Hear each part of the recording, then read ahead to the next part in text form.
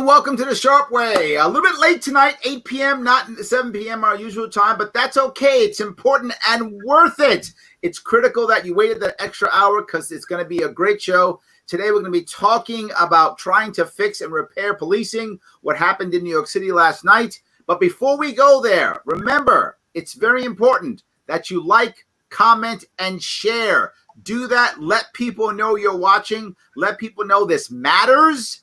Let them know, like, comment, and share. The algorithms kick in, and all of a sudden, people start watching us. So please do that, absolutely. And, of course, make sure you follow me on Twitter. Make sure you like me on Facebook. And make sure you subscribe to me on YouTube so that more and more people see this. I am very lucky this evening. This evening, I have with me a law enforcement officer in New York State who's been around the state, not just one spot, in the cities, in the rural areas, and a member of the PBA, so he knows the union too. So it's great, awesome. He can talk about these issues. The man himself, Matt Krug. How are you, sir? Good, sir. Thanks for having me, Larry. Absolutely. I know that, I guess the biggest thing that's been happening recently is the idea of defunding the police, right? Defund the police. You keep hearing it, defund. And I get it, right? It's an exciting thing to say. It's a very cool hashtag. I'm in the streets. I'm yelling. I got a sign. Sounds great. My worry is it's a punitive thing that's not thought through. That's my concern. And I think that last night in New York City, or this morning, it was early in the morning in New York City. For those who don't know, New York City took $1 billion, defunded its police force by $1 billion. Now, many police forces, that's almost the whole budget. But for New York City, it's about 40,000 cops, give or take. It's a lot of law enforcement in New York City. And that was about 1/6 of their budget. Still a lot of money, but it didn't end them. But it's a serious dent in it. And I got to ask you, man, I mean, what are you thinking about this? Where's your head go? You used to work in the city, so you know some of this world. It's a crazy thought to defund the police when you have a certain amount of services that are provided by police every single day. On the other side of that is you should be funding the police, funding more training, add an extra couple of weeks worth of training each year so that the police can stay current on defensive tactics when they are handling a subject. They can be up to date in the latest case law. And they can do de-escalation training each year as well. Right now, usually training budgets are sometimes the first ones cut. And just last night from New York City, they were mentioning about canceling their next academy class of 1,200 new officers for next month already. Yeah, what happened in New York City, I know there were a couple things. One, they got rid of, took a big chunk out of school cops, right? A big chunk out of school cops. A reduction overtime was a big piece. And as you said, new recruits. They trashed a bunch of new recruits. My worry is what you said, right? My worry is what you said, which is now all of a sudden we either do one or two things. Throw more money at the cops for more training or cut it all back and try to punish them. And I think in both cases, we missed the boat, right? Last night, I'm not a fan of what happened last night. I know some libertarians will be mad at me. Larry, defunding is a good thing. And look, on a totally philosophical level, 100% cut back government, right? Philosophically, I agree completely, cut back government. My worry is always, though, is there a plan?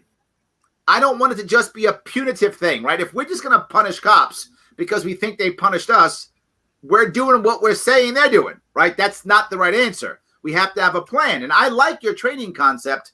My worry, though, is are we just going to wind up throwing more money at the problem and not fixing it? I think you're definitely going to see an increase in overtime costs especially with fewer cops out there. There are minimum staffing requirements. There are going to be more large events. All these protests are really adding to the overtime cost for New York City and all these large departments when they have to call in every officer to respond to it, especially when there are riots and fires and violence.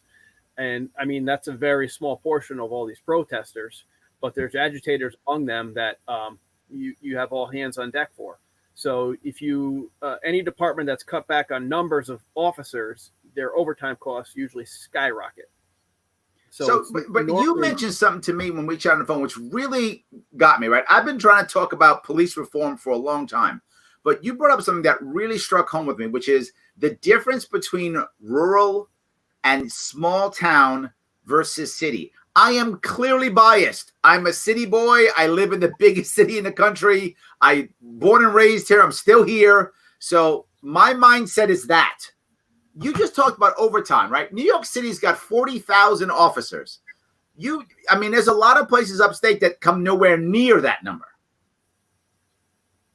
Correct. I mean, in the county, I represent Washington County right now. Between troopers and deputies and other law enforcement, there is, I believe, less than 50 officers. That's investigators, that's the sheriff, and just basic patrol. And I mean, if we had a large scale protest in this county, we'd have to be bringing in people in from all over the place to handle it. But if you bring in people from another county or something like that, who pays for that? Does Washington County pay for that, or does that other county come over and pay for it? I am not entirely sure how those budgets worked. There's been a lot of mutual aid up here for different things. Mm-hmm.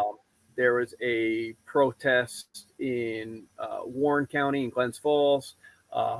There was additional state police there.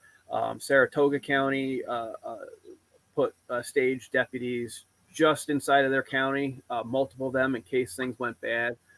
So there's a lot of cooperation up here with that.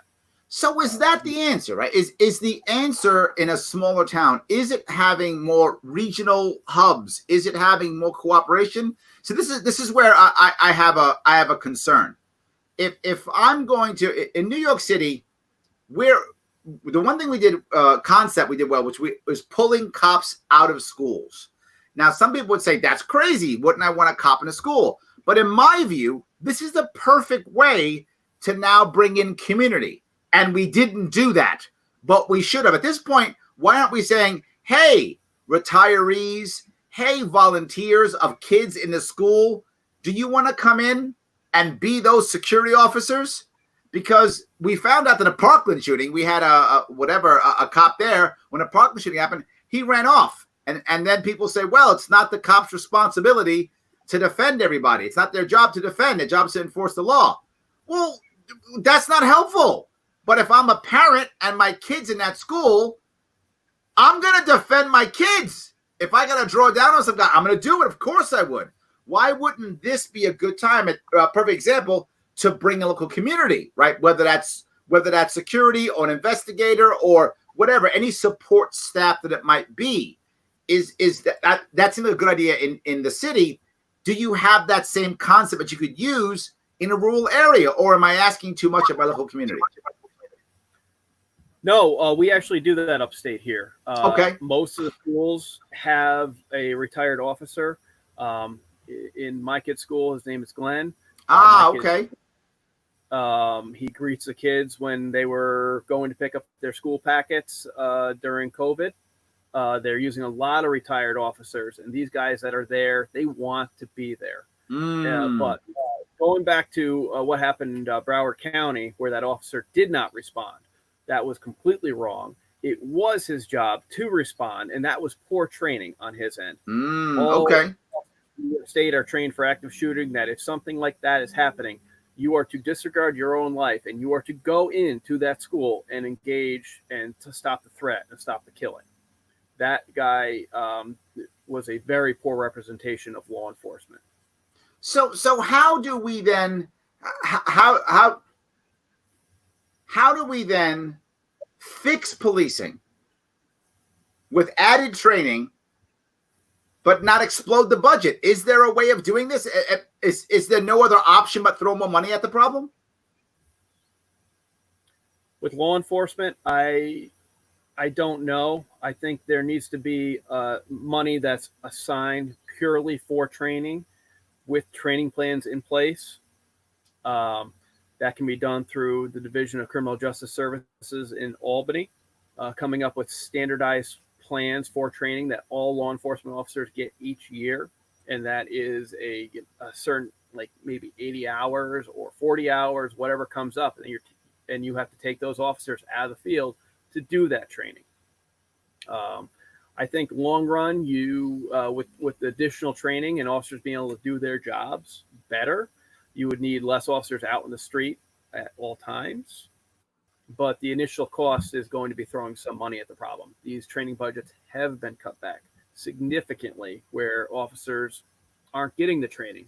And also that time in training is time away from the fields, a little extra time to decompress when they're going to very, very stressful situations. Well, this is what I brought up, right? When I talked about my way of trying to reform the cops, or I called it resetting police, right? Versus defunding. It was the idea that I brought up the 4 pieces, right? 4 sections. I call it FAQs, FAQS. First one was family law, having a separate part of the police force that deals with the family law part, right? Which is obviously domestic issues, children. That is a very distinct court system, a distinct situation, right? That's different and separate than others.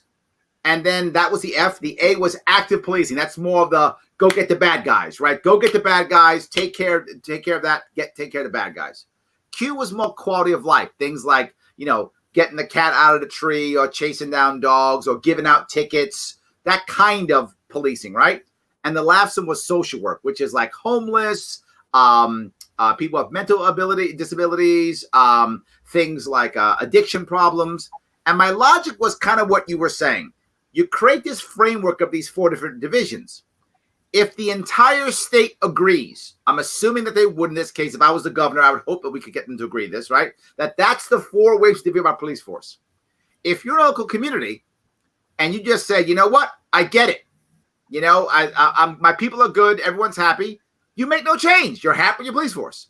But if your police force is struggling, now the state can, again, voluntarily, meaning you can decide to come or not, create state training in any of these 4, in F, in A, in Q, in S, that every law enforcement officer within the state can go to as they're giving these classes out, allowing them to have lots and lots and lots of training in these. You can even do this as you move officers, right? Officers do too much. All those things I said, you do all of them.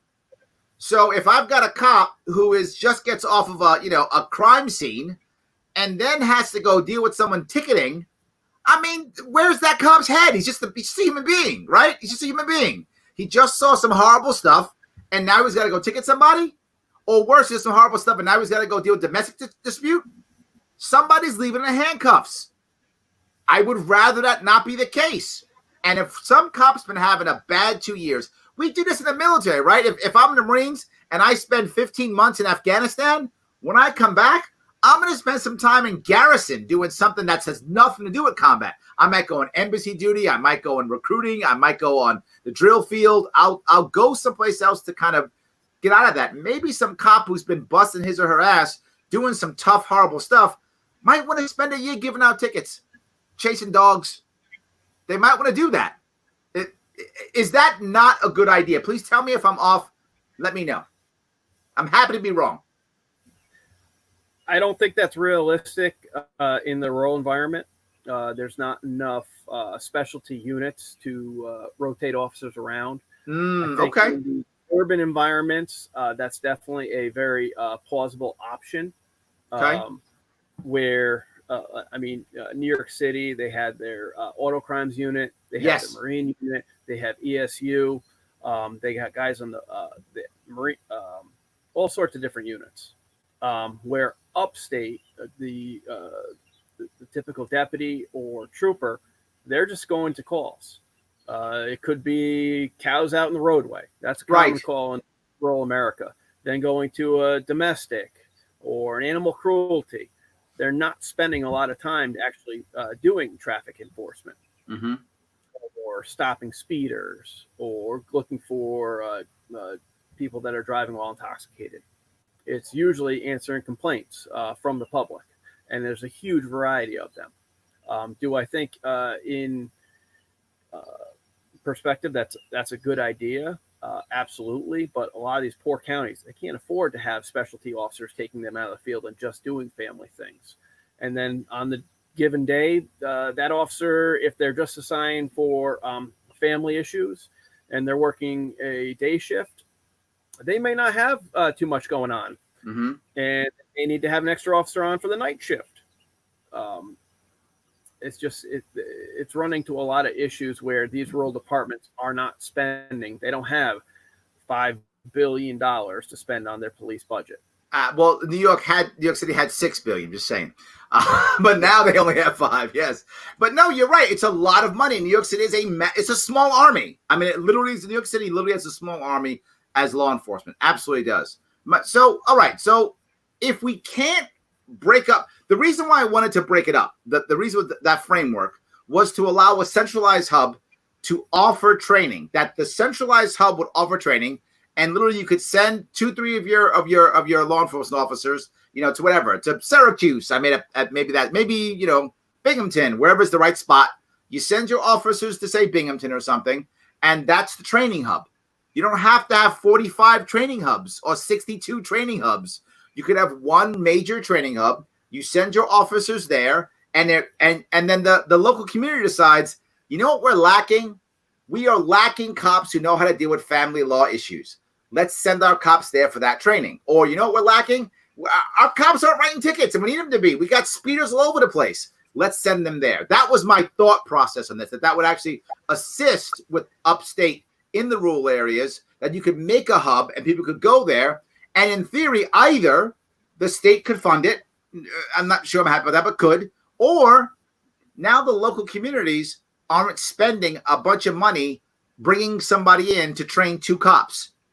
They can send their 2 cops to Binghamton in a large class where other cops from other areas will be there also to learn similar things, to share stories, right? So the guys who've been around 20 years can share the stories with the guys who just got there last week. I mean, we can do that kind of thing. That was my thought process. But maybe what I'm saying is only good for cities. Maybe the hub idea doesn't work in a rural community.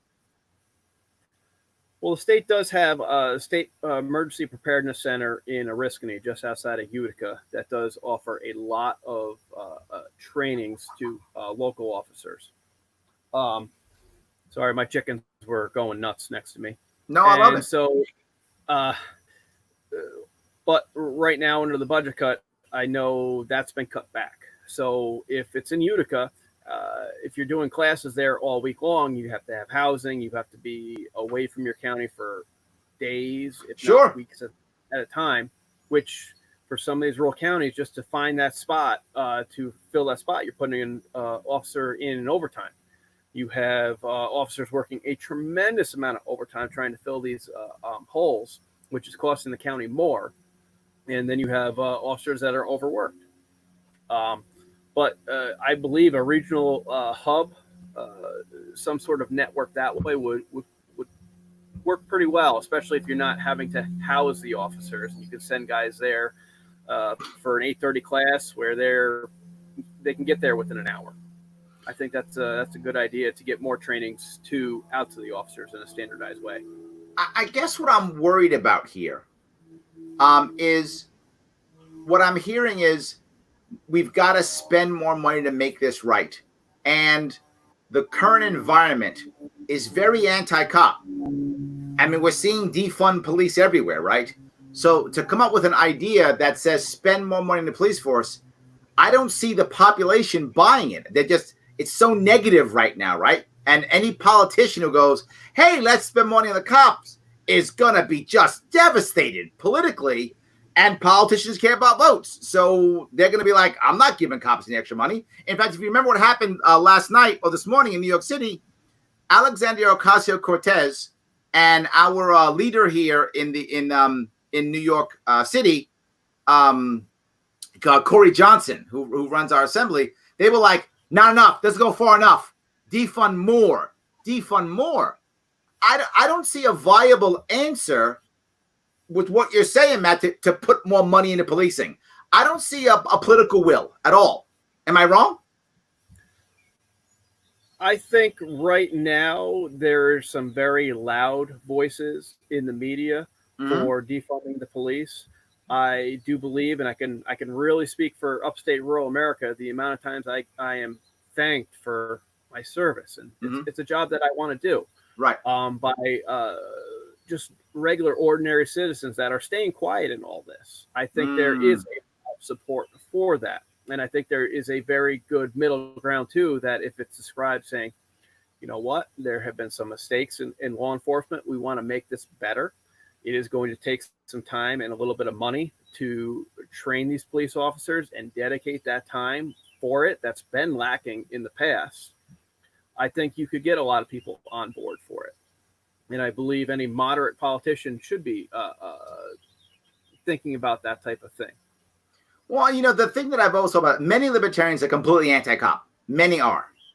I'm not. My father was in law enforcement. He was originally a cop, and then he moved over and he became a corrections officer at Rikers Island. But I want better cops. That I do want. I want better cops, and I don't think cops are bad. I think cops are humans. I'm anti-system. I think the system is not a good system.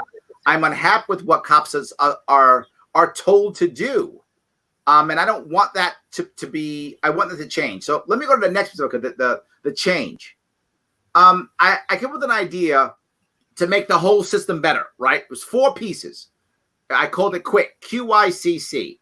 Q stood for ending qualified immunity for all government agents, including cops, but all government agents, making them equal to everybody else. I, having all law enforcement officers carry their own liability insurance like all other professionals do. C, taking cannabis off of Schedule 1. And then last C was ending civil asset forfeiture. And here is my logic behind these. And I'm happy, again, if you think I'm wrong, Matt, tell me I'm wrong. I'm happy to hear this about if I'm off here. I like the idea of ending qualified immunity because I don't want anyone to think they're above the law, including law enforcement officers. I want law enforcement officers to not only be dealing with themselves, but also adding the community in. The family law piece that I talked about earlier, the reason why I like you divvying that up is because it allows civilians to join in, particularly chaplains, right? Chaplains, and being a military guy, I love chaplains. They're amazing. They know how to deal with family stuff. That's like literally their job is deal with family. You can pair up people like chaplains with police officers, that type of thing when you're dealing with family law, things of that sort. If you end qualified immunity, everyone's the same, everyone's equal. Does that make sense? Yes, it makes sense. I don't. One of the big issues with qualified immunity is law enforcement officers are going to pay a portion of the civil settlements. What happens when you have agency heads, attorneys that say, hey, this may be a frivolous lawsuit, but this is cheaper just to pay them a settlement so it goes away, so we don't have to take this to trial. Mm-hmm. And the officer knows that this is, completely unfounded. Right. And now they have to pay possibly several thousands of dollars to take out of their kids' education, college funds, what have you, towards this for somebody that makes that decision on that. All right, that's a huge concern for me. No, that's a valid concern. I see it in the business world all the time. I see entrepreneurs constantly just settle stuff when they shouldn't because they can't afford to take it to court or something like that. What about if you combine that with the idea of law enforcement officers having to have their own liability insurance? Now, my logic behind this one is you allow the unions to be brokers. So the unions would broker the insurance. I mean, the unions would make money off of insured officers, right? So that allows the unions to still have a way of creating funds and wanting to support good officers. On top of that, if the officer carries their own insurance, there's no need for the government, whatever agency is, to fire an officer. I mean, they can if it's blatant, but it's not required. If the officer does something wrong, their insurance premium might go up for a bit, but if they just made an error, it will go away, like if you had a car accident or something like that. If they're a bad officer, then eventually they can't afford insurance anymore or can't get insurance. They can't get a job anymore. They can't be an officer anymore. What I feel that does is it doesn't force the officer who's their partner or working with them to have to basically be the bad guy and break the silence, right? And break the wall because the insurance company does it for them. Not just that, you don't have to fight the union to get rid of the officer. The officer can't get insurance. Not just that, since the union is making money on insurance, a union can do what I believe a union should be doing, which is focusing on the good officers versus focusing on bad officers because they make money on the good officers. So they're much better to keep the good officers. On top of that, I know of many stories where an officer does something bad. There's a fight between how bad is it. The union's not sure. No one's not sure. So the local group, whatever it is, the city or the town just goes, just resign and we'll call it quits. The officer resigns. But that's a bad officer. That one officer is a bad officer. That officer then moves to another county or another area, gets a job again because they weren't fired. They just resigned. So the officer, there's another place, they do another bad thing because they're a bad officer. The public sees two bad things in two different areas and says, police are bad. It's the same guy. He's just moving around doing bad stuff, making other good officers look even worse. But if the firing or the disciplinary issue doesn't have to be done via the police force or the local city, then the city is more apt to just say, no, you're fired or get more insurance or whatever the case may be. But even more important, if all of those things we talked about, the civil lawsuit, if there is one, the criminal lawsuit, the civil lawsuit is now paid by the insurance company, not paid for by either the union or by the city or the state, wouldn't the city or state have a more incentive to find the truth? And the good officer is protected and the bad officer is punished. This is my logic. If anything was flawed, I'm wide open. Tell me if my logic was flawed. A couple things with the logic. One, right now in the current environment for law enforcement in general, it's getting harder and harder to get qualified candidates that want to do the job, that go through all the background checks. They have if there's an educational requirement, they score high enough on the civil service test. They can do enough sit-ups and push-ups where it's going to be tough finding bodies to fill these spots. You want the best people to be in that spot. We're both on the same page with that. I don't want to be working with a bad officer. That is the last thing any good officer wants, is to be working with a good officer. But right now we're also having there's a deficit in finding good qualified candidates because they can go work someplace else and make more money and don't have to worry about being on CNN because they went to a call and they may have handled it just by their policy and procedure. They made the correct assessment and they are vilified in the media. And a politician makes a knee-jerk reaction, turns around and fires them. Is a huge issue with the qualified immunity. I understand your point on that with as someone's making a comment talking about like malpractice insurance. It's something that can be explored. I'm not saying it's a terrible idea. But your worry is, if I hear you right, your worry is that if we make it hard to become a cop, even that we're not even going to we're going to have even more problems getting qualified people to be police officers. That's your concern. That recruitment will be even more difficult. That is correct. That is correct. I mean, NYPD back in 2007, they dropped their starting pay for recruits to under $25,000 a year. They could not find enough bodies. They had to drop criminal charges on some people so that they could get them in the police academy, which is just absurd to me. So you're not having those qualified candidates. And I'm sure some of those guys may still be working. I know I have a couple of close friends that are NYPD that came on during that class, and then they have to live home with mom and dad so they could afford to go to the police academy, because that's not enough to live and work in New York City, or really any place in New York at this point in time. Right. So that's a concern. Recruitment's a concern. Tell me, you said that people can go someplace else and make more money. Is that a common issue? Does someone join the force for whatever, 3, 4, 5, 8 years, whatever the number is, and then go someplace else? Is that a problem that police forces are having right now? I believe in some of the urban environments, the poorer areas, that people are definitely leaving. They're going to leave for a better department that's going to pay more. That's where you think all your very good candidates are going to go someplace where you move out to the suburbs. They usually have more funding out there. Got it. Less of the violent calls, so it's a no-brainer. Why would you continue to work in a poor, violent area when you can move out someplace and now it's a little safer? Now it's easier to go home to your wife and kids, and you're making a little bit more money, so you can.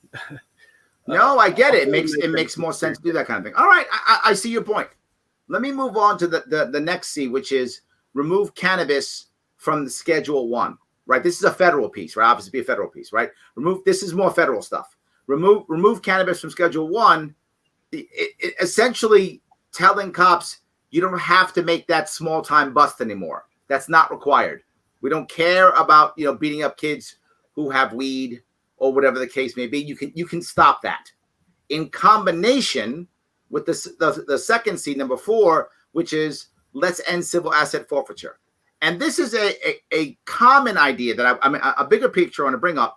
I would like to have it to where any given locality, municipality, is limited on how much money it can take in from whatever cops grab for whatever reasons they grab it. I'm making up $1,000, $10,000, what insert number here. Do you believe? And again, let me give you my logic on this. You tell me again if I'm broken. My logic on these two is it will stop the police from having a desire or any pressure to make low-level stops like that. And second, there's no incentive to just write tickets or get money, right? The incentive is safety, right? I never want a cop to believe or feel pressure that they have to write a ticket or serve a summons or bust somebody because they have to make numbers. I want them to write that ticket or bust somebody because they believe it's the right thing to do for their community. That's what I want. Please.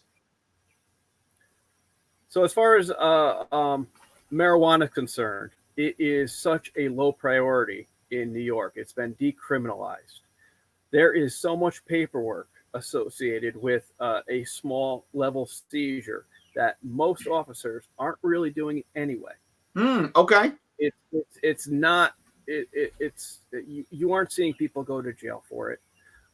Even a lot of felony level possessions, which would be an e-felony for marijuana, is more than 8 ounces. That's usually somebody starting to distribute it. They're not going to prison for that. They may get probation. They may get a slap on the wrist at that. So this isn't something that we're really seeing in New York. As far as the legalization goes, my biggest concern is people driving while impaired by marijuana.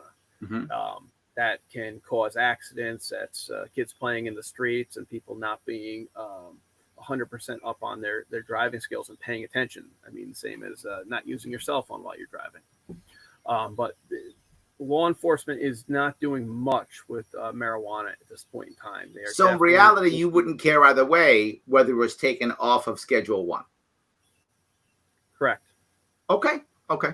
And then the idea of limiting civil asset forfeiture. As far as civil asset forfeiture, I do not have a lot of knowledge on it. I'm only used to personally seizing what we call evidence. And that's a certain amount of procedures that you can do with that. You have to have a supervisor sign off on it. You photograph it. You document it. You're doing chains of custody and stuff like that. As far as the civil asset forfeiture, that has to go with somebody that is goes to a district attorney. And much higher. Okay. So that's more of a DA issue. That would be a DA issue. I do know my local sheriff's department, some of their asset forfeiture will go towards ammunition for training for the department, because that's a little bit of extra money that may be around when there's other budget cuts, that they can go buy uniforms and stuff like that. But there's not a lot of large type seizures that are actually occurring. There's a lot of red tape. Depending on which district attorney or the attorney general's office that may prosecute a case, they're usually doing the asset forfeiture and taking that for their prosecution costs. Okay. So it's not like people are really going around taking $100,000 off of a lot of individuals here and there and going, hey, where'd you get this from? It's pretty uncommon. I find in New York City, there's a decent amount in New York City where people will go into someone's home, you know, look around, can't find any drugs, but find $10,000 in cash and just take it. That I've seen in New York City. I can't speak to upstate at all. I can only speak to New York City. And I mean, I've literally worked with attorneys who are trying to get that money back. There are some attorneys in New York City, that's their job, is trying to get money back from civil asset forfeiture. It's a big chunk of what they do. They almost act like they basically do it on contingency, right? I get back, I get X percent. When I get X percent back, I get Y percent. So I think that's kind of made them do it. So I do see it in the city a lot. Okay. So let me go to another question I had, if you're okay answering this. This is Michelle. She says, this may be out there, but how about X amount of time a week or month where he, meaning the police officer, I assume, has to work in the community, getting to know people. So they're seen as a, service, not as a cop, but as a friend, right? And to make a connection. How about something like that? You're a fan of that kind of thing? Absolutely. Officer should be, most of the people an officer meets are normal, law-abiding citizens. They may have been driving a little too fast, or they may be in an event that an officer's at where they do meet and talk with them. I meet with a lot of different civilians at gas stations every time I'm filling up. Sure. And they're, hey, let me ask you a question. I mean, that's definitely happening in rural environments. In urban environments like New York City, maybe we need to, when it's safe to go out there again. I've seen a lot of videos of police cars being torched, but getting officers back out on foot patrol. Yes, absolutely. Go take a walk. Go meet with your local citizens. You're going to learn a lot from them. A lot of intel you might be gathering. You might find out who's the person that's selling the fentanyl-laced heroin that's leading to all the overdose, just by getting information and getting networking with the community and keeping those officers in certain areas for a while so that they can build trust with their local citizens. So, Absolutely. All right, let's go to, I think, one of the hardest things that's happened here in New York State, and that's bail reform. There are a lot of people unhappy with bail reform. And I have to do, and just I'm going to give this so I can be fair. For those of you who care, there's actually a Facebook page, Repeal Bail Reform. So head up to the Facebook page. For those of you who care, it's Facebook, Repeal Bail Reform. Head on over there if you want to see what this is all about. It's New York State specific in this case. Please feel free to check that out. I want to talk about, I'm back with the idea of theory and practice. In theory, all about defunding, all about, making government smaller, but no plan. That's a problem, right? So theory versus practice. Bail reform. In theory, 100% for bail reform. 100%. We got to have reform. Practice, I'm not sure this was the right bill. And what I mean by that is what I think actually happened. And you probably saw how this worked. When the bail reform bill was first talked about, the New York State Assembly had an actual two sides to it. There was a Republican side and a Democratic side. And when the bail reform was made, they assumed there'd be a fight in the Assembly to take out this, fix that, adjust this. But by the time it actually went there, Cuomo had already won in 2018 and controlled everything. So they said, here's the bill, and it was rubber stamped. and just everything. We got everything. So my worry was then at that point, well, it'll be okay, because what'll happen is as the flaws pop out, it'll be bad initially, but then there'll be rulings and we'll figure things out and it'll work. But that hasn't happened specifically because of COVID and George Floyd. And now with defund, I don't think bail reform, I mean, I don't know if you're paying attention, but prior to this, there were Democrats saying, we should review this again. Why don't we bring this back in and review this again? I'm not sure that's going to happen now. I'd love to hear your view on this. Well, first off, they did make a few small amendments to bail reform once again in the state budget, which was how it passed the first time, which passing a state budget with all these extra bills in the middle of the night where there's no time for public debate. Yes. It's not correct in my eyes. Second off, most of the traction for repeal bail was from New York City. Mm-hmm.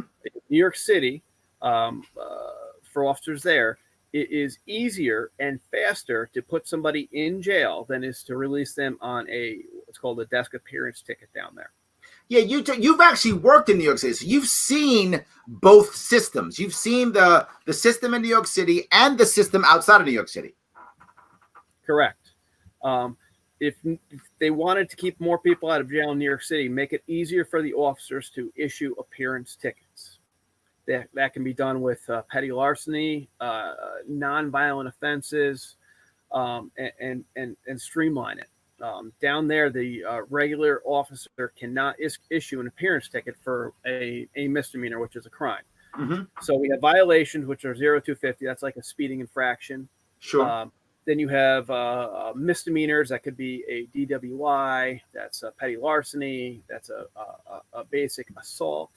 And then you have felonies. That would be rape, robbery, murder, large-scale drug possession, distribution, that type of thing.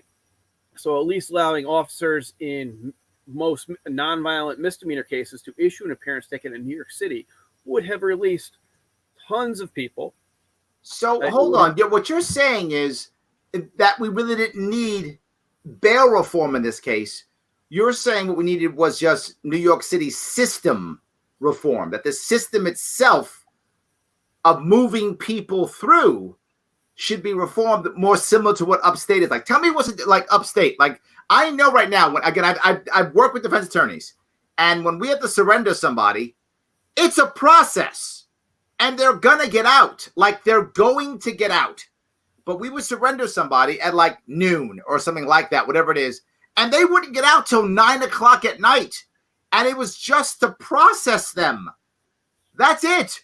They didn't do it. They processed them. And we already had the package. What we're going to pay, the whole deal, cash, all that stuff. So I've seen what you're talking about. And I always assumed, again, this is my own bubble. I assumed upstate was the same. No. Upstate is a lot faster. You can process an individual. So for a low level, a misdemeanor, you can process somebody and issue them appearance tickets in about an hour and release them. Way different. Yes. I mean, these people are out very quickly, back to their families for these nonviolent offenses. They have a court date. In Washington County, there are arraignments at 8 o'clock in the morning and 7 o'clock at night. So if someone's arrested at 4 o'clock for a more serious offense, they are processed and they will be brought before the judge with a public defender present and a DA to review the case and possibly set bail right then and there. Or they might release them on their own reconnaissance. These are local judges. They know a lot of the same the people. And it's just very, very much streamlined, where you're only holding people that they may be domestic violence offenders. Right. No. What's funny is what I saw happen with this bill is I read the bill because initially I was very happy about that. Oh my God, we got bail reform. It's awesome. And I read the bill and it didn't seem that bad, right? From what I read, it was if domestic violence, if they had domestic violence, that was automatic. The judge could set bail. If they hadn't showed up before, the judge could set bail. If it was violent, the judge could set bail. So it was all those things. But what I didn't realize is there's a caveat, if I understand this correctly, where this still only depends on what type of crime it is. And on certain crimes, those things don't count. Is that accurate? Did I get that right? On certain crimes, it doesn't matter if they have skipped bail before. It doesn't matter if they have multiple charges. Well, a lot of the domestic violence related offenses, the assaults and stuff like that, those were not eligible for bail anymore. Those individuals were released possibly before a victim got out of the hospital. The same as you had, especially in New York City, you had these serial bank robbers that were going in and passing a note and robbing 6 banks in 1 week, knowing that they would be caught, processed, and released within 8 hours to go do it again. So there were a lot of flaws in this bill, and there was a lot of, if you resist arrest against a police officer, or you assault a police officer, that was not included in the bail. So these individuals that previously, at least in upstate environments, if they are nonviolent, if they are cooperative with the arresting officer is more than happy to try and get this guy out on an appearance ticket, and make a recommendation to the district attorney saying this guy's a good guy, he's got a job, he made a mistake, let's get this guy back to his family, he'll have his day in court, and we can discuss that then. That changed everything when with bail reform. Now these guys can say, no, I'm not going with you. They can go hit a law enforcement officer, and they're still released that evening, and they're laughing their way out of court. So that's definitely that's got to be disheartening for the law enforcement officer. I mean, they've got to be disheartened here.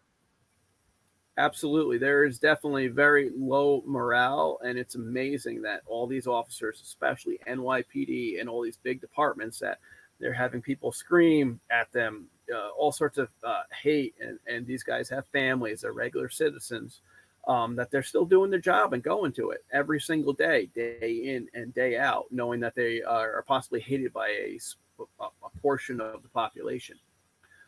So it's definitely when you have to catch and release some of these guys multiple times, or that you go to a domestic incident and the male subject may be event violent to the female, and there's little kids there, and maybe she needs to go to the hospital, knowing that he's going to be out, have his freedom before she gets seen by the ER doctor.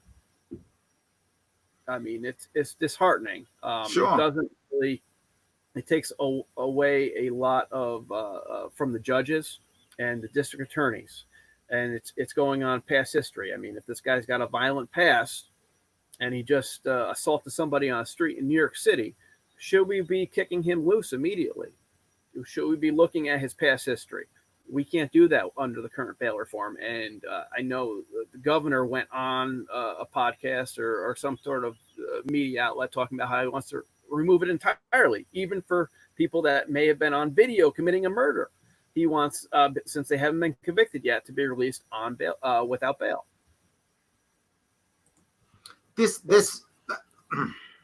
I'm very torn on this one. I'm torn for several reasons. One, I want someone to be innocent unless they're proven guilty. And I also want cops to feel they're respected in their job. And I also want victims to not feel like they're going to be victimized again, right? I want all of these things. And I feel like I'm struggling to get them all. Because my worry is if we just give the judicial discretion, as Shelley's talking about, right? Our judges and for sure DAs, I know DAs are very often about put them in jail, at least in New York City. I'm not sure that's true upstate. Put them in jail, put them away. They're always about that. The question, though, is, how do we get the best of both worlds? And I'm unsure with that answer. I think we should be looking at my view. And what you've shown me here today is I think the bigger step is fixing the urban models is one of the first steps. Fixing the urban model to somehow mirror in a way, which I'm not sure how you do that because of the massive people we have, but how do we somehow mirror the rural model in its speed And then how do we then fix that bail reform piece so that people who just screwed up don't get their lives ruined, right? Because right now, there's a problem with putting people in Rikers Island particularly, which, again, is a city issue, I know. And this is why I'm having this conversation, because I'm skewed by my city. My mindset is skewed by the city I live in. And so I don't want to send people to Rikers Island, which is the most violent jail in the country, for someone who hasn't been convicted of anything. Do you see where my head is? Absolutely. I see where your head is entirely. The difference with the rural setting is a lot of the judges, they know they're town judges in maybe a town with only a population of 5,000, where everybody knows everybody else. They know their family history, etc. And they can speed up the process here going, yeah, Joe Smith, he's a good guy. He was raised in a terrible setting, but he's honest. He works hard. We're going to release you on $100 bail. You're going to come back to court, Joe? Yeah, I'm going to come back to court, Your Honor. And kick him loose. They kick him loose. He goes to his job. He doesn't lose that. His family doesn't have to get evicted or anything like that. In New York City, you're a number. Yes, that's a very valid point. You're right. So I'm not quite sure how to entirely fix that in that setting, whether it could be adding a few lower level courts for different items. I'm not entirely sure, because New York City is so densely populated that you really are a number. And if the judge happens to know you from past occurrences, that can't be a good thing. Yeah, that's not going to be a good thing. Exactly right. Yes, 100%. But I think most of just about every law enforcement officer that I know that I work with has a really good head on their shoulders. If they were given the discretion to issue appearance tickets in low-level offenses, you would eliminate a lot of people from going to Rikers Island, where the guy was cooperative. He was honest. It seems like he's hardworking. Just from knowing there, hey, let's issue this guy an appearance ticket. Let's kick him loose. Let's send him home. I don't think he's going to be at high risk for reoffending right now. And start with it that way to see how that works in New York City, instead of making these large-scale adjustments that affect rural settings significantly. See, that's always my worry, right? My worry is always the same. It's how can New York State, as an example, and many states follow this model, that is so diverse. You know, downstate is not upstate, and upstate isn't all one thing either. North Country isn't Southern Tier. Western New York isn't Long Island. So there are different pieces there. How can one overall sweeping thing be right? Right? How can it be right? That is my concern. And James brings this up. That's why you can't have national reform. It's got to be local. And I think that's true. The question is, how do you get to even begin to work, right? That's my concern. I do have concerns about all these things you're talking about. You've definitely opened my eyes on some ideas, particularly the differences between the vast differences, which I did not see, between rural policing and city policing, particularly the systems that I thought they were much more similar than they are. And it's a definite difference in how I'm thinking about this. It's a tougher spot. So how do we reform the police, or the system, I should say? How do we fix that system now dealing with the things that I'm concerned about, which are valid concerns? The idea of dealing with the recruiting issues you talked about, not increasing a budget because there isn't much political will to increase the budget. So how do we make better cops with a better system? Keep recruiting. I'm asking you for the magic pill, man. I'm saying, give me the magic formula. How do we do all this without raising more money? That's a tough one. That's a tough one. I'm not entirely sure. I think with streamlining some of the bail reform, just like issuing the appearance tickets in New York City, and you can make the arrest processing go from 8 to 12 hours to an hour or two, right? And free up that officer to do other things is a good start. Also, under bail reform, there are a lot more paperwork requirements and scanning documents and photographs that have to be done immediately, that you're taking the officer out of the field for that 8 hours might be arrest processing in New York City. Now they're off for 8 hours doing all the paperwork. Got it. You need to fill that vacancy. There needs to be another officer taking those calls. And it's not like policing on TV. You're not going to be going to a bank robbery every day. Right, A lot sure. of those are, it's a barking dog complaint. It's what about having a civilian component that basically the cops hand off to a civilian or a component like that? What that concept? That the local community group or nonprofit even or civilians, the cops can go out there, they have a problem, they feel the answers to the arrest, they make the arrest, they have probable cause, they show up and say, you take it from here, I'm heading back out. Is that something that could work? I don't know. I don't think so. Because I'd rather have the cops out in the field than doing paperwork, right? If I have a choice, right, and generally speaking, I can pay the admin person less as a general rule. So that frees up more money for the officer who's out there to have a better salary, who's having a tougher physical job and mental job, right? So they get to get paid more. And I can add admin staff. In theory, I could even have some volunteer staff or even some nonprofit staff who want to deal with these issues.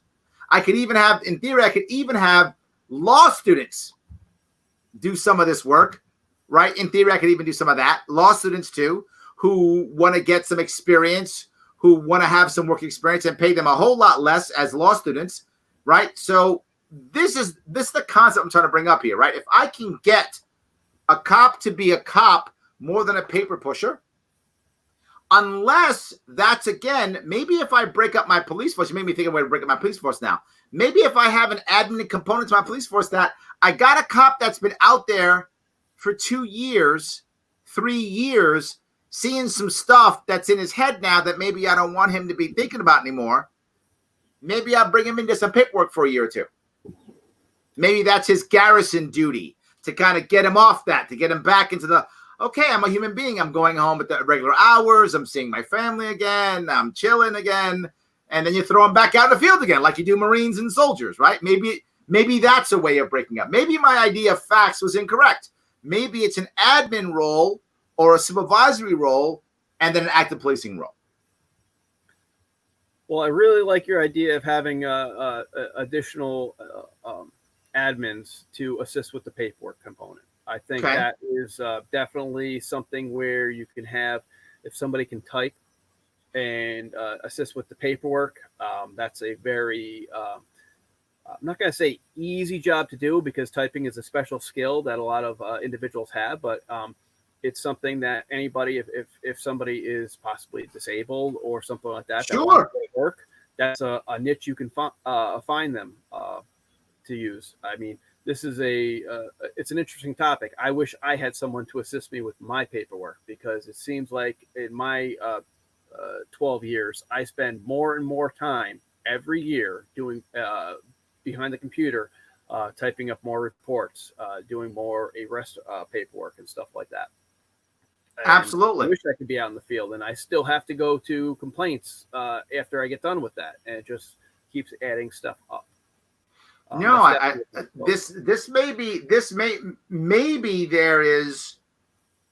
Maybe there's a different type of reform in this case, right? Maybe the facts piece that I brought up is much more for an urban environment, and maybe a rural environment is much more of the, basically the idea of in the field duty versus at the desk duty.